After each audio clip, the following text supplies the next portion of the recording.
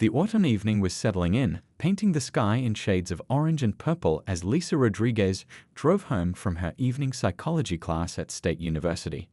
The 19-year-old sophomore had just finished a challenging exam and was looking forward to relaxing at home with a cup of her mom's famous hot chocolate.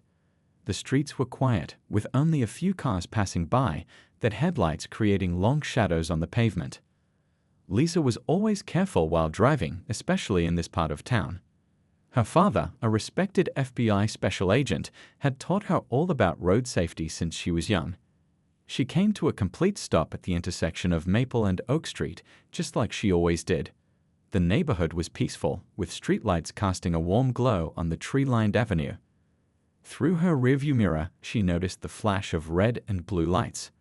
Her heart skipped a beat, but she remained calm, remembering everything her father had taught her about traffic stops.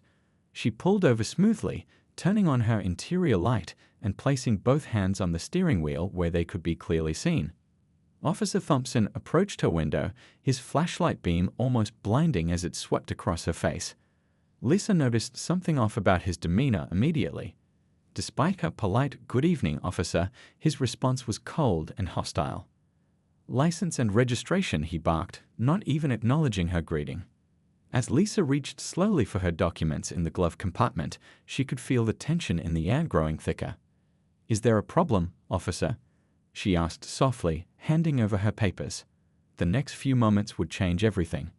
"You ran that stop sign back there," Officer Thompson stated, his tone dripping with unwarranted suspicion. Lisa's heart began to race, but her voice remained steady. "Sir, I'm certain I made a complete stop. I always do at that intersection."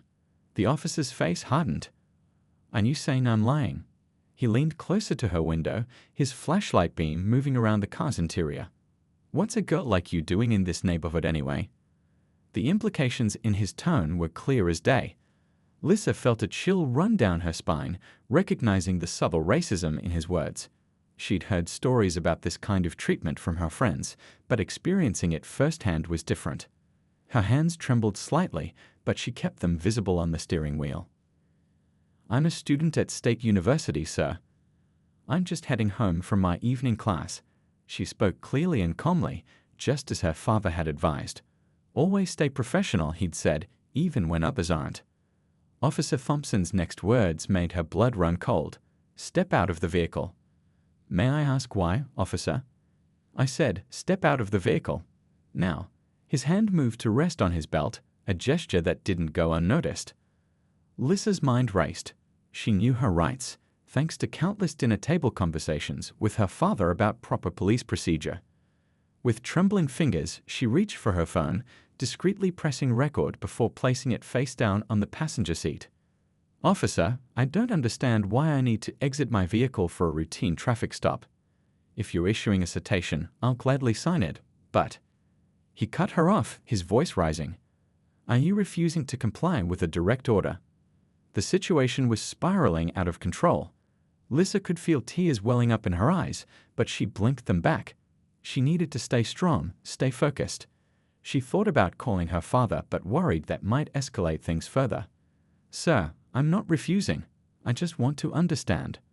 Before she could finish her sentence, Officer Thompson had yanked her door open. The cool night air rushed in, along with the overwhelming sense that this routine traffic stop had just become something much more serious. What happened next would send shockwaves through the entire community and spark a chain of events that nobody could have predicted. As Lisa tried to maintain her composure, she couldn't have known that this moment would not only change her life, but would also expose a pattern of behavior that had been hidden for far too long. The night that had started with a simple drive home from class was about to become the catalyst for a story of justice, redemption, and the power of standing up against systemic abuse, all set in motion by one father's determination to protect not just his daughter, but every citizen's right to fair treatment under the law. The events that followed would be forever etched in Lisa's memory. As she stood beside her car in the chilly night air, Officer Thompson's flashlight beam danced across her face, making her squint. Her heart pounded against her chest, but she fought to keep her voice steady. "Officer, I have the right to know why you're searching my vehicle," she said, watching as he circled her car like a predator. The street was eerily quiet now, with only the occasional passing car slowing down to witness the scene. Lisa could feel their eyes on her, but none stopped to help. "I smell something suspicious," Thompson claimed, though there was nothing in her car except textbooks and an old gym bag. Lisa knew this was a baseless excuse. She'd never even touched drugs in her life. Her father had raised her to be straight as an arrow. Her phone was still recording in the car, capturing every word. Lisa silently thanked her father for teaching her about the importance of documenting encounters like this. The memory of his words gave her strength. Always stay calm, but never give up your rights. "Sir, I do not consent to a search of my vehicle," she stated firmly, her voice carrying clearly through the night air. "There is no probable cause, and I know my rights." That's when Officer Thompson's demeanor changed completely. His face darkened with anger, and he stepped threateningly close. "Oh, so you're a lawyer now?" Another one of those people who think they know better than law enforcement. The emphasis he put on those people made Lisa's skin crawl. She'd heard that tone before, in news reports, in stories from friends, but never directed at her with such venom. "I'm calling my father," Lisa announced, reaching for her phone. "He's an FBI special agent, and he can." Before she could finish her sentence, Officer Thompson grabbed her wrist roughly. "That's it. You're under arrest for resisting an officer and obstruction of justice." The cold metal of the handcuffs bit into her wrists as he tightened them far more than necessary. Lisa couldn't hold back a gasp of pain. "You're hurting me. This is excessive force. Stop resisting," Thompson shouted, though Lisa was standing perfectly still. She noticed he had conveniently turned off his body camera, but her phone was still recording everything from the passenger seat. The neighbors were starting to emerge from their homes now, drawn by the commotion.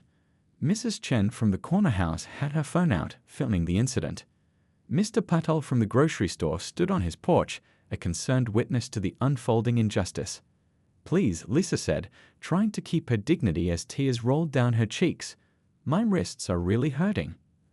The cuffs are too tight." But Officer Thompson ignored her pleas as he roughly guided her toward his patrol car. Lisa could feel bruises forming where the metal dug into her skin.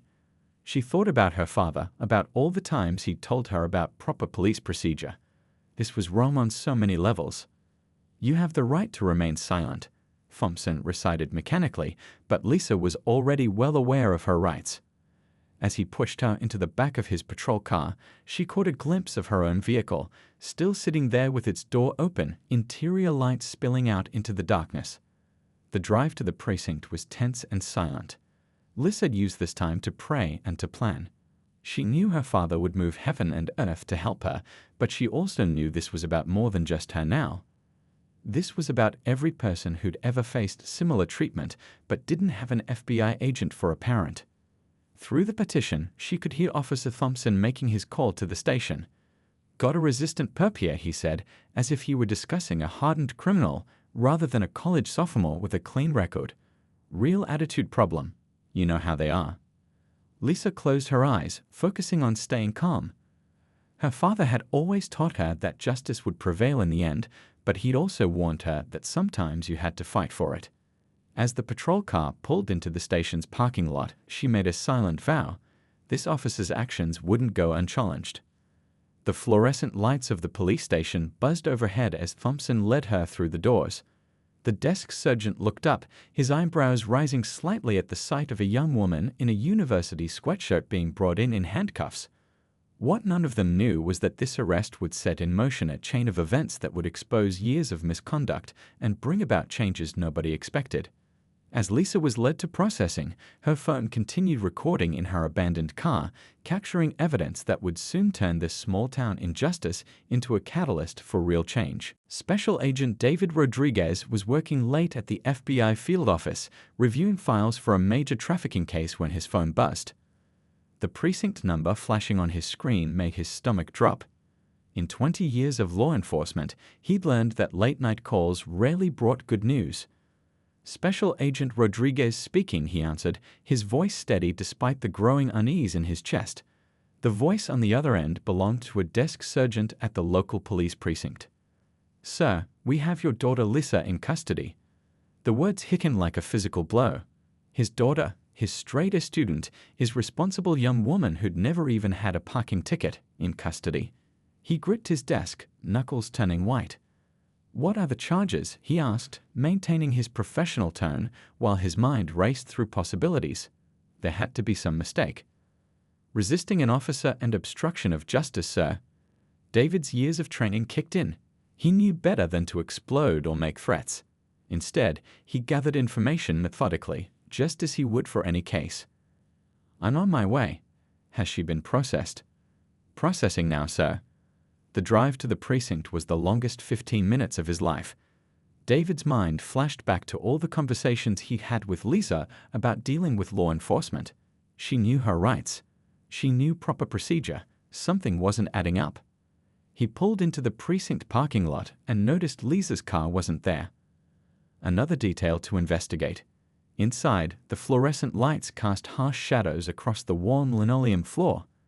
The desk sergeant, Officer Kelly, recognized him immediately. "Special Agent Rodriguez," Kelly said, suddenly looking uncomfortable. David had worked with this precinct before. They knew his reputation for thoroughness and integrity. "Where's my daughter?" "In holding, sir. Officer Thompson is finishing the paperwork." David noticed the sergeant's slight wince when mentioning Thompson's name. "Filed that detail away for later. I want to see her. Now." As they walked through the station, David caught snippets of whispered conversations, saw officers averting their eyes. In his line of work, he'd learned to read a room. This room was screaming that something was wrong. When he saw Lisa, his heart nearly stopped. She sat on a bench in the holding area, her wrists marked with angry red welts from over-tightened handcuffs. Her eyes were red from crying, but she sat straight-backed, dignified despite everything. "Dad," she said, her voice breaking slightly. David wanted to rush to her, to wrap her in his arms like he did when she was little and had scraped her knee. Instead, he maintained his professional demeanor for now. "Are you hurt?" "Just my wrists. Dad, he never had cause to." "Don't say anything more," he interrupted gently. "We'll talk soon." He turned to Officer Kelly. "I want those cuffs off. Now, and I want to see Officer Thompson." "He's gone home for the night, sir." "Gone home?" David's voice was dangerously quiet. After arresting an unarmed college student with excessive force, after leaving her car abandoned at the scene, after failing to properly document the arrest, the sergeant shifted uncomfortably. "Sir, I want all the paperwork, body cam footage, dash cam footage, everything." David's tone left no room for argument. "And I want my daughter released immediately." "There's a process, sir." "A process?" David stepped closer, his voice low but intense. "Shall we discuss the process of proper arrest procedures, or perhaps the process of investigating civil rights violations? Because I assure you, I'm very familiar with both." The holding area had gone completely silent. Every officer within earshot had frozen, watching the scene unfold. They'd seen David Rodriguez in action before, investigating major cases. They knew his reputation for being thorough, methodical, and relentless when pursuing justice. "I'll get the release paperwork started," Officer Kelly said quickly. While they waited, David finally let himself really look at his daughter. She was trying so hard to be brave, just like she had when she was little. But he could see the trauma in her eyes, the way her hands trembled slightly. "My phone," she said quietly. "It's still in my car. I was recording everything." A flash of pride cut through David's anger. Even in a frightening situation, she'd remembered her training. "We'll get it." And Lisa? He waited until she met his eyes. "This isn't over. What happened tonight? It stops here." As they walked out of the precinct 30 minutes later, David's mind was already cataloging next steps. He'd seen too many cases of abuse of power in his career, had investigated too many corrupt officers. But this time it was personal. This time, he would make sure justice was served not just for his daughter, but for every person who'd ever faced similar treatment without having an FBI agent for a father. In the car, Lisa finally let her tears fall. "I was so scared, Dad, but I kept thinking about everything you taught me, about standing up for what's right." David reached over and squeezed her hand gently. "You did everything right, sweetheart. Now it's my turn." As they drove home through the quiet streets, he was already forming a plan. Officer Thompson had no idea what he'd set in motion tonight, but he was about to find out that some actions have consequences that can't be buried in paperwork or dismissed with a badge. Early the next morning, Special Agent David Rodriguez sat at his home office desk, surrounded by papers and his laptop glowing in the dim light. He hadn't slept much. Lisa was finally resting upstairs, though he'd heard her tossing and turning throughout the night. The events of the previous evening kept playing through his mind as he began his methodical investigation. First stop, Lisa's car. He'd retrieved it from the scene last night after leaving the precinct. Her phone was still there, exactly where she'd left it, still recording. David's hands shook slightly as he played back the video. The audio was crystal clear, every word, every threat, every moment of the illegal arrest captured in perfect detail. He made 3 backup copies immediately. Dad. Lisa stood in the doorway, looking tired but determined. "What are you doing?" "Building a case," he replied, gesturing for her to come in. "How are your wrists?" She rubbed the still visible marks absently. "Better. Mrs. Chen called this morning. She has video too, from her phone. And Mr. Patel, he saw everything from his store." David nodded, adding these names to his growing list of witnesses. "I need you to tell me everything from the beginning. Every detail you can remember." As Lisa recounted the events, David's laptop filled with notes. 20 years of FBI work had taught him to be thorough, to look for patterns. And something about Officer Thompson's behavior suggested this wasn't his first time abusing his authority. "I'm going to the records office," he announced after Lisa finished her statement. "I want you to stay home today, Rest. Mom will be back from her conference tonight." At the county records office, the clerk recognized him immediately. "Agent Rodriguez, what brings you here?" "Need to look up some complaint records," he said casually, showing his credentials, specifically about Officer Thompson. The clerk's expression changed subtly. "That might take some time to pull together." "I've got time," David replied firmly, settling into a chair. Hours passed as David dug through files, both physical and digital. Patterns began emerging. Complaints about Thompson went back years: excessive force, racial profiling, abuse of power. Most had been quietly buried or dismissed. But David noticed something else. The complainants' addresses clustered in specific neighborhoods, mostly minority communities. His phone buzzed, a text from an old friend in internal affairs. "Check case file 2017-238. Similar incident, charges dropped mysteriously."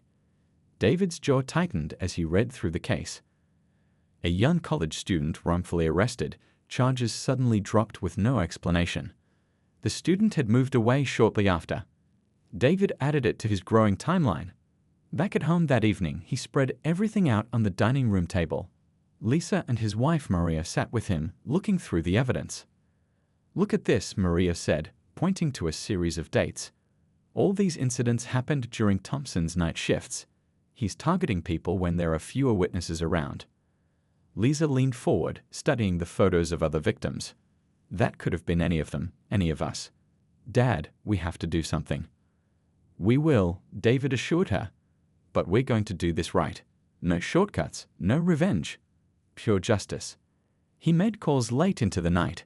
Fellow FBI agents, trusted journalists, civil rights attorneys. Each conversation added another piece to the puzzle. One name kept coming up: Lieutenant Richards, Thompson's direct supervisor.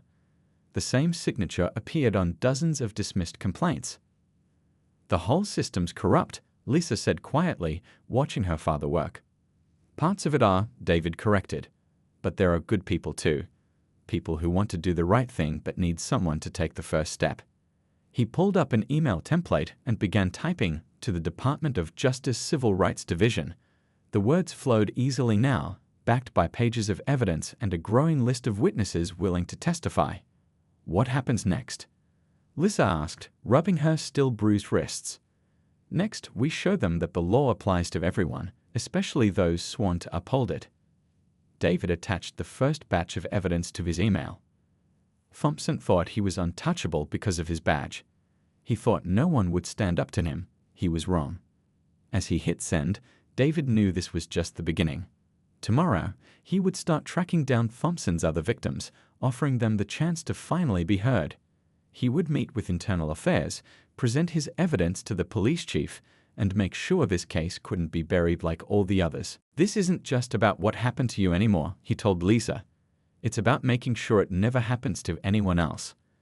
Lisa nodded, understanding the weight of what they were undertaking. "The truth always comes out, right, Dad?" "Always," he promised. "And when it does, it changes things. Sometimes slowly, sometimes all at once, but it always changes things." As the night grew late, David added one final note to his case file: Day 1 of investigation. He knew from experience that cases like this could take time, but he was prepared for the long haul. Thompson and his enablers had no idea what was coming: a wave of justice, built on years of hidden evidence and silenced voices, all brought to light by one night of choosing the wrong target. 1 week after Lisa's arrest, David's home office had transformed into a command center. Pictures, documents, and sticky notes covered an entire wall, each piece connecting to create a disturbing pattern of police misconduct. But today was different. Today, he was meeting with someone who could blow the case wide open. 2 weeks had passed since David presented his evidence to the Department of Justice. The morning sun was just peeking through the blinds when his phone rang, the call they'd been waiting for. "The investigation is moving forward," he told his family over breakfast. "The DOJ is sending a team to review the entire department."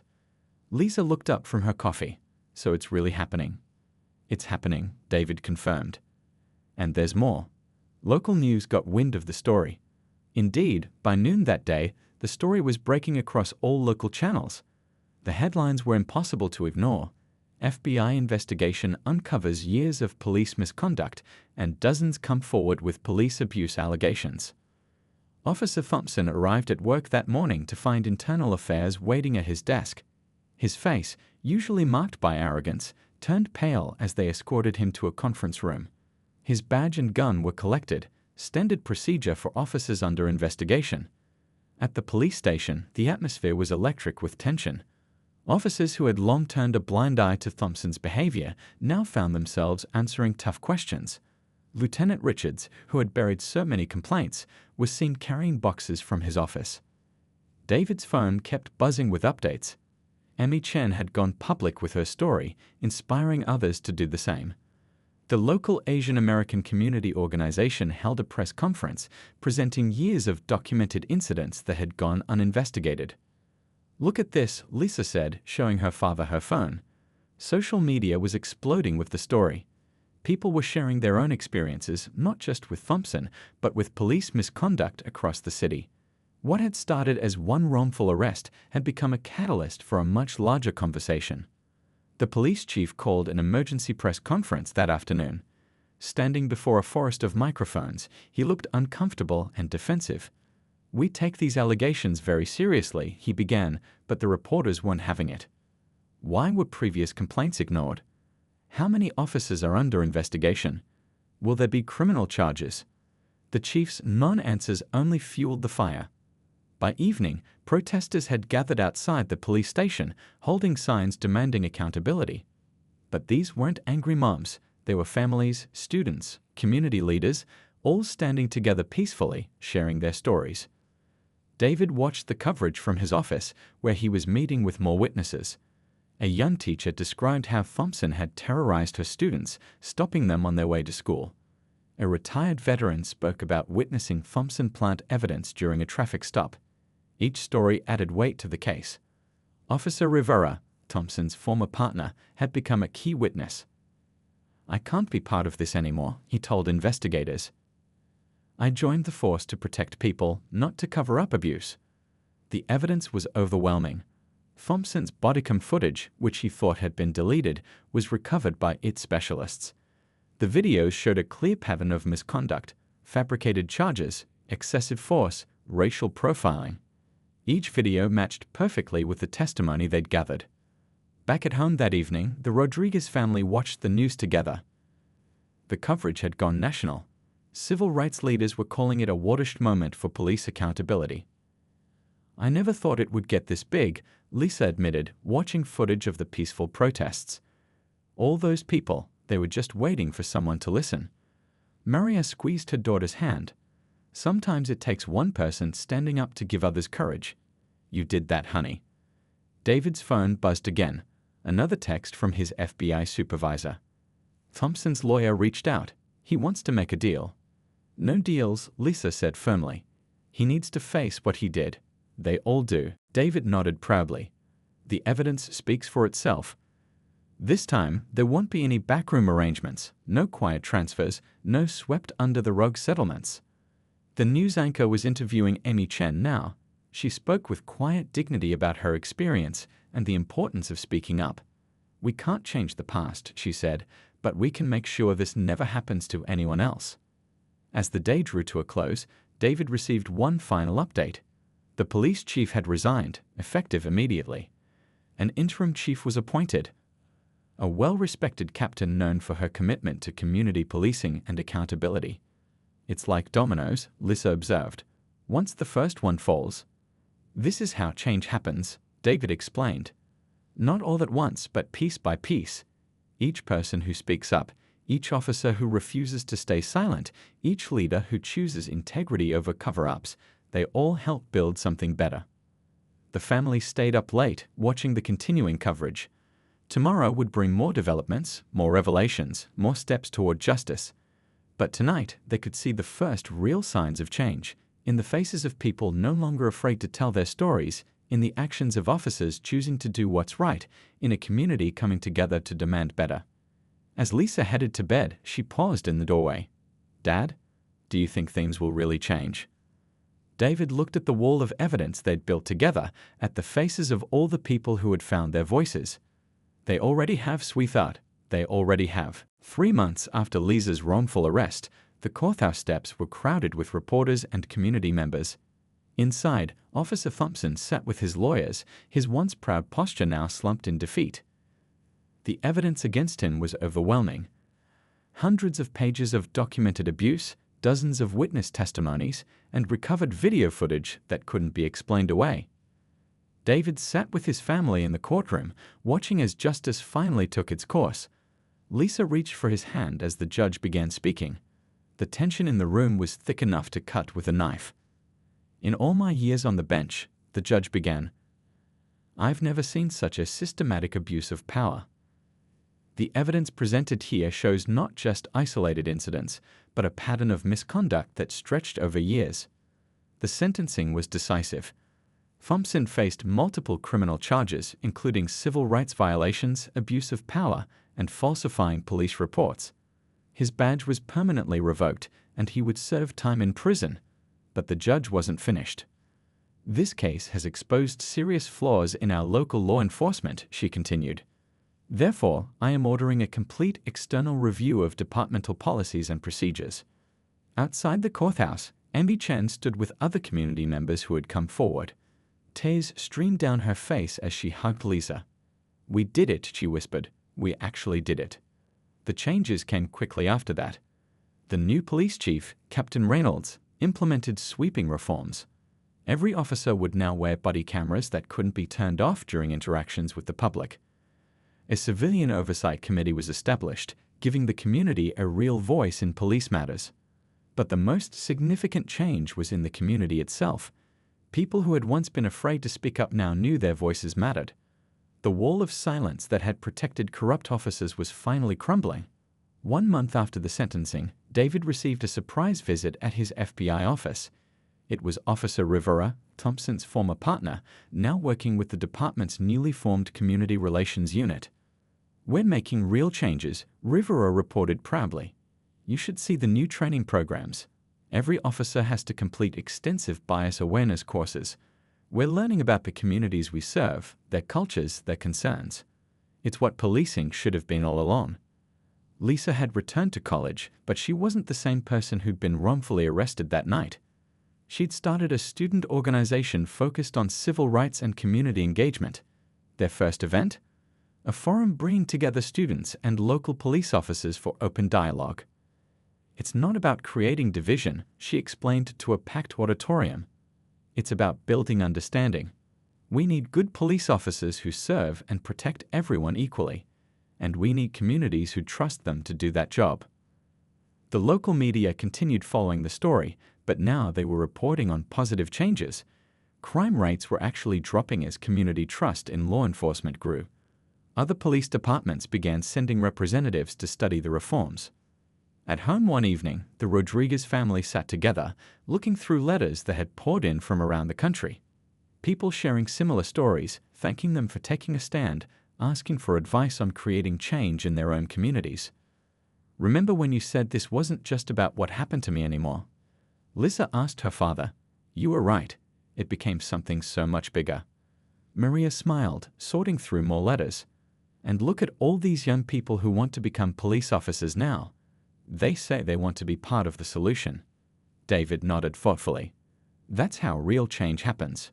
When good people step up, speak out, and work together.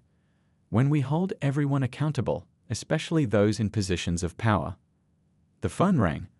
Another police department requesting David's help in reviewing their procedures and implementing similar reforms. These calls were becoming regular now, each one an opportunity to spread positive change further. "You know what the best part is?" Lisa said, reading another thank you letter. "People aren't afraid anymore. They know they can stand up for what's right and make a difference."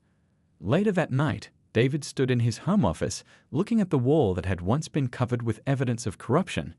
Now it held something different: photos of community meetings, newspaper articles about successful reforms, letters from grateful citizens. Each piece told a story of positive change. A text message buzzed on his phone. Officer Kelly, the desk sergeant who had helped break the case open. "You should see the station now," he wrote. "New faces, new attitude, new energy. It's like a completely different place." David smiled, thinking about how one moment of injustice had sparked a movement for change. His daughter's wrongful arrest could have been just another buried incident, another silenced voice. Instead, it had become a catalyst for transformation. As he headed to bed, he passed Lisa's room. She was at her desk, working on plans for the next community forum. The sight filled him with pride. They hadn't just fought for justice, they had helped create lasting change that would benefit generations to come. One person can make a difference, he had always told her. Now they had living proof of that truth, written in reformed policies, rebuilt trust, and renewed hope for a better future.